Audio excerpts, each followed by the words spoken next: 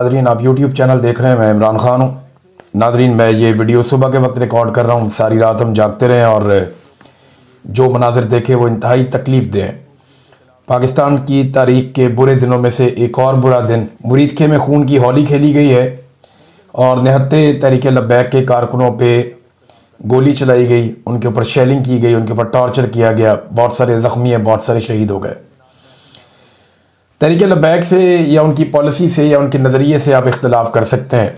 बहुत सारे लोग कहते हैं कि ये इंतहा पसंद है। हो सकता है मेरी सोच भी इनके ख़िलाफ़ है, लेकिन आज मैं ऐसी बात नहीं करूँगा। लेकिन कभी भी एक इंतहा के ख़िलाफ़ जो दूसरी इंतहा है उसको सपोर्ट नहीं किया जा सकता, क्योंकि वो भी एक तरह की इंतहा पसंदी है। मुल्क में कानून मौजूद है, आइन मौजूद है, रियासत मौजूद है, रियासती इदारे मौजूद हैं, पूरा एक स्ट्रक्चर है जो मौजूद है। ये नहीं होना चाहिए था। बहुत अफसोसनाक है। कुछ हक़ाइक़ जो मैं जानता हूँ वो मैं आपको बताता हूँ, लेकिन पहले जो अभी तक की खबरें वो ये कि बड़ा खौफनाक क्रैकडाउन किया गया सारी रात, ख़ास तौर पे फजर की नमाज के वक्त तहरीक लब्बैक की क़यादत और कारकुनों पे, और उनके ऊपर ना सिर्फ गोलियाँ चलाई गई, बदतरीन शेलिंग की गई। जो उनके कायदीन का मरकज़ी कंटेनर था उसे आग लगा दी गई। मैंने बेशुमार मनाज़िर देखे हैं कि लोग सड़कों के ऊपर पड़े हैं और उनकी जान बचाने के लिए दूसरे लोग कोशिश कर रहे हैं। अभी तक मैंने खुद दर्जनों लोगों को गोलियां लगी हुई वीडियोस देखी हैं। कोई उठा कर ले जा रहे हैं, कोई घसीट कर ले जा रहे हैं, कोई जान बचाने की कोशिश कर रहे हैं, कोई घरों में पड़े हुए हैं, कोई गाड़ियों में पड़े हुए हैं। कोई समझ नहीं आ रही कि ये क्या चल रहा था। इतना जुल्म, और चारों तरफ से इन लोगों को घेरा हुआ। IG पंजाब खुद वहाँ पे मौजूद था। कुछ इतलात के मुताबिक वहाँ पे कुछ वज़रा और मोहसिन नकवी भी गया था और ये खून की होली खेली गई है। अब तक की इतला के मुताबिक जो कुछ हमने देखा या अभी तक जो तहरीक लब्बैक के लोगों ने बताया, वो ये कह रहे हैं कि हाफिज़ साद रिजवी जो लीडर हैं तहरीक लब्बैक के, उन्हें गोलियां लग गई हैं। कुछ लोग कह रहे हैं उनके कंधे में 1 गोली लगी, कुछ लोग कह रहे हैं उन्हें 3 गोलियां लगी। लेकिन ये बात कंफर्म है कि वो अपने कंटेनर पे बेहोश हो गए थे और वहाँ से जो है उन्हें पकड़ के ले गए सिक्योरिटी फोर्सेस के लोग। जबकि उनका भाई जो अनस रिजवी है, छोटा लड़का, वो भाई है उनका, वो भी कहा जा रहा है कि शदीद ज़ख्मी है। जबकि ये भी दावा किया गया कि कुछ कायदीन और कुछ कारकुनान जो हैं वो वहाँ पे भी तहरीक लब्बैक के शहीद हुए हैं। तो हर तरफ लाशें पड़ी हुई थी और ज़ख्मी पड़े हुए थे। बहुत अजीब सूरत हाल थी जो वहाँ से रिपोर्ट हो रही है। मैं क्योंकि खुद वहाँ पे फर्स्ट हैंड रिपोर्टिंग नहीं कर रहा और अब रिपोर्टर्स वहाँ पे मौजूद भी नहीं थे जिस तरह गोली चल रही थी। हम अभी इन्हिसार करेंगे तहरीक लब्बैक जो बात कह रही है उसके ऊपर। और तहरीक लब्बैक ये दावा कर रही है गुज़िश्ता 24 घंटों से, बल्कि इससे ज़्यादा टाइम हो गया, कि उनकी लाशें छीन ली जाती हैं, एम्बुलेंसेज में डालकर गायब कर दी जाती हैं। बता ही नहीं रहे कि उनके कितने लोग मारे गए हैं और उनकी लाशें गायब की जा रही हैं, उनके ज़ख्मियों को गायब किया जा रहा है। बल्कि वहाँ पे बख्तरबंद गाड़ियाँ जिस तरह भाग रही थी उसमें यह दावा किया गया कि बहुत सारे लोग इन गाड़ियों के नीचे भी आ गए। ये खौफनाक मनाज़िर हैं। 26 नवंबर के बाद हमने इस तरह के मनाज़िर अब देखे पाकिस्तान में। इससे पहले इस तरह की चीज़ें हमने 26 नवंबर को देखी थी और ये इंतहाई तकलीफ़ दे मनाज़िर हैं जो लगातार दिखाई दे रहे हैं।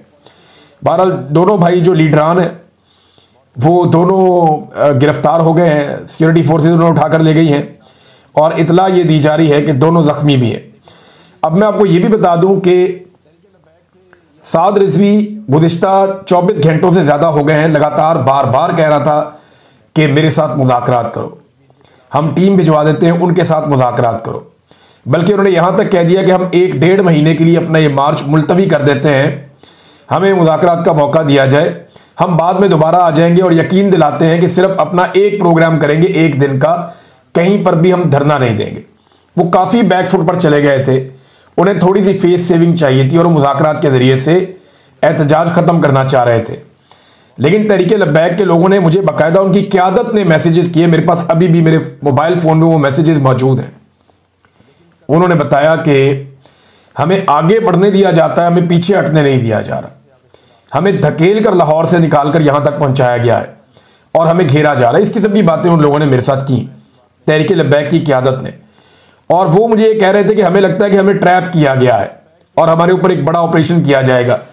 फिर जो इस्टेब्लिशमेंट के अंदर सोर्सेज हैं जिन सहाफ़ियों के, उनमें से एक से मेरी बात हुई और उन्होंने मुझे कंफर्म किया कि इमरान साहब मामला ये है कि अब तय कर लिया गया है बड़े हाई लेवल के ऊपर कि इन्हें एलिमिनेट किया जाएगा, यानी इन्हें अब रास्ते से हटाया जाएगा, तहरीक लब्बैक को इसको हमेशा के लिए क्रश कर दिया जाएगा। ये फैसला किसी लेवल पर किया गया क्योंकि देखें अभी शहबाज शरीफ ने डोनाल्ड ट्रंप के करीब भी जाना है, तो उन्हें यह भी बताना है कि पाकिस्तान में कितनी शदीद मुखालफत हो रही। कुछ लोग ये सवाल उठा रहे हैं जिनमें अरशाद भट्टी साहब भी हैं, कुछ और मेरे दोस्त भी हैं सहाफ़ी, मुझे समझ नहीं आ रही कि वो ये सवाल क्यों उठा रहे हैं कि भाई वो ये कह रहे हैं कि जी अगर फ़लस्तीनी मान गए और अरब मान गए तो आपको क्या तकलीफ़ है, अब अमन मुआहदा हो गया तो आप एहतजाज करने के लिए क्यों निकले। देखिए अभी एहतजाज हुआ है बरतानिया में, इस मुआहदे के बाद 2 लाख लोग निकले हैं। साउथ अफ्रीका में आज एहतजाज हो रहा है, बहुत बड़ी तादाद में लोग वहां पे निकल रहे हैं, सिक्योरिटी फोर्सेस उनको प्रोटेक्शन दे रही हैं। डोनाल्ड ट्रंप के अमन मुआहदे के बाद यूरोप के कई ममालिक के अंदर फ़लस्तीनियों के साथ इज़हार यकजहती के लिए और इसराइली पॉलिसी के खिलाफ लोगों ने एहतजाज किया, लेकिन किसी भी दुनिया के एक मुल्क में मुजाहिरीन के ऊपर ऐसे गोली नहीं चली है, इस तरह कत्लो गारतगिरी नहीं हुई जो पाकिस्तान में हुई है। बजाय पाकिस्तान के सहाफ़ी और दानिश्वर ये सवाल पूछे हैं कि जनाब अगर ये लोग पुरअमन तरीके से एक एहतजाज कर रहे हैं एक दिन के लिए और आपने बाकायदा इन्हें इजाज़त दी, रियासत ने बाकायदा इन्हें इजाज़त दी थी, या तो इजाज़त ही ना देते कि भाई आप इंतहा पसंद है, आपको हम आने नहीं देते, तो पहले इन्हें इजाज़त दी, इजाज़त दे के इनको इनके घर के ऊपर अटैक किया, फिर इनको निकाला घर से, फिर इनका लॉन्ग मार्च धकेलते धकेलते बाहर आ गया और मुरीदके में लाके अब ये क्लेम है तहरीक लब्बैक का कि हमें वहाँ पे घेर कर मारा गया और बहुत सारे लोग शहीद हुए हैं। ये मनाज़िर मैंने इससे पहले इतने तकलीफ दे सिर्फ डी चौक में देखे थे, जहाँ पे लाशें गिर रही थी, स्नाइपर से गोलियां चलाई जा रही थी, बाकायदा रियासत ने धमकी लगाने के बाद वहाँ पे कत्लेआम किया था, बेशुमार जख्मी अस्पतालों में पड़े थे, लोग चिल्ला रहे थे, रो रहे थे। यहाँ मैंने देखा कि साद रिजवी लोगों को वास्ता भी दे रहे थे, पुलिस को और रेंजर्स को, और आखिरी वक्त तो ऐसा आ गया था कि वो वास्ते दे रहे थे कि अल्लाह का वास्ता, रसूल का वास्ता, तुम्हें तुम्हारी माओ का वास्ता, तुम वापस चले जाओ, तुम पीछे चले जाओ और बातचीत के लिए भेजो किसी को, हमसे बात करो। लेकिन ऐसा लगता है कि रियासत ने तय किया था कि इनको पूरी तरह से क्रश करना है। मुझे अफसोस जो है ना, वो देखें ये लोग बनाए भी तो रियासत ही इनके साथ ताल्लुकात बनाती है ना, इन लोगों को इस्तेमाल करती है। अफसोस मुझे इस बात का है कि निहत्ते मासूम नौजवान कत्ल हो गया। अब कोई अपने घर का वाहिद सहारा होगा, कोई बेटा अपनी फैमिली को संभालता होगा, कोई बाप जो है वो अपने बच्चों के लिए बड़ा सहारा होगा। अब ये जो कत्लेआम हो गया और जो नंबर तहरीक लब्बैक के लोग बता रहे हैं वो इंतहाई खौफनाक है, वो मैं दोहराना भी नहीं चाहता।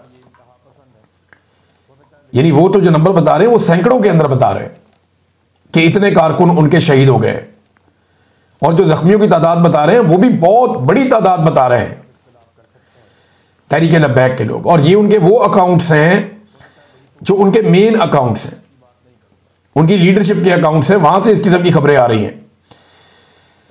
साद रिजवी ने गायब होने से पहले, यानी अब उनके बारे में अभी हमें मालूम नहीं है कि उनको कहां पहुंचाया गया है, या जख्मी होने से पहले, बेहोश होने से पहले जब उनको उठाकर ले गए, कंटेनर को आग लगा दी, तो उन्होंने ये भी बताया था कि घरों को भी मसमार किया जा रहा है तहरीक लब्बैक के कारकुनों या रहनुमाओं के। 9 घरों के बारे में उन्होंने कहा कि उन्हें मसमार कर दिया गया है।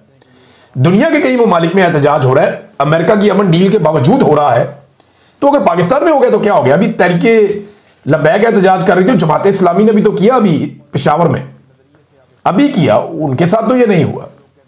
जमात इस्लामी ने अभी पेशावर में एहतजाज किया, अमन डील के बाद किया, डोनाल्ड ट्रंप की, उन्होंने अपनी बात रखी पाकिस्तान के सामने, हुकूमत के सामने। तो तहरीक लब्बैक को ऐसा लगता है कि एक प्लान के तहत ये रियासत ने शायद सोच लिया था। देखें ये बड़ा अनफॉर्चुनेट है, हम में से पाकिस्तानियों में से जब किसी एक को मार पड़ रही होती है ना, बाकी खुश हो रहे होते हैं। मैं फिर आपको कह रहा हूं कि तहरीक लब्बैक के नजरियात से मुझे शदीद इख्तलाफ रहा बहुत सारी चीजों से, तर्ज अमल से, और शायद आइंदा भी रहेगा। लेकिन मैं निहत्ते लोगों पे गोली चलाने का हमायती कभी नहीं हो सकता। रियासत के कुछ उसूल होते हैं, ये तो नहीं होता कि आप एकदम गोली चलाएं और धावा बोल दें, चादर और चार दीवारी का तकद्दुस भी आप पामाल करें। वो अगर आज किसी के साथ हो रहा है तो कल आपके साथ भी होगा। मैंने कई दफा कहा कि बारी बारी सबकी बारी। कल ये कुछ और लोगों के साथ हो रहा था, फिर तहरीक इंसाफ के साथ हुआ, बहुत बुरी तरह हुआ, 3.5 साल से जारी है। जितना जबर तहरीक इंसाफ ने देखा उतना तारीख में किसी ने नहीं देखा। और अब जो ये हुआ तहरीक लब्बैक के साथ, ये भी उस तरह की एक कड़ी है। कल ये किसी और के साथ, फजल रहमान के साथ हो सकता है, ANP के साथ हो सकता है, जमात इस्लामी के साथ हो सकता है। आप हमेशा तो एस्टेब्लिशमेंट की गुड बुक में नहीं रहेंगे। पीपल्स पार्टी के साथ हो सकता है, PMLN के साथ हो सकता है। तो बारी बारी सबकी बारी, ये रास्ता रोकना चाहिए। कानून को पाकिस्तान में मोहतरम करना चाहिए, कानून के मुताबिक चीज़ें की जानी चाहिए, रूल ऑफ लॉ इस मुल्क में होना चाहिए। जिसके नज़रिए से इख्तलाफ है, इख्तलाफ राय की गुंजाइश पैदा करनी चाहिए। ये मार धाड़ बंद करनी चाहिए। हाँ, अगर कोई कानून हाथ में लेता है, अगर कोई रियासत को चैलेंज करता है, अगर कोई रिट ऑफ द गवर्नमेंट को चैलेंज करता है, तो वो गलत काम भी नहीं होना चाहिए। यानी मैंने देखा तहरीक लब्बैक के कारकुन कई जगह पुलिस को बहुत मार रहे थे, पुलिस वालों को जख्मी किया, उनको मारा। ये भी नामुनासिब रवैया था, ये भी गलत था, जो नहीं होना चाहिए था।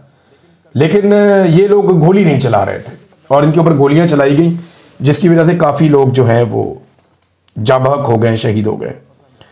पाकिस्तान तहरीक इंसाफ के सोशल मीडिया ने आवाज़ उठाई तहरीक लब्बैक के ऊपर होने वाले जुल्म के खिलाफ।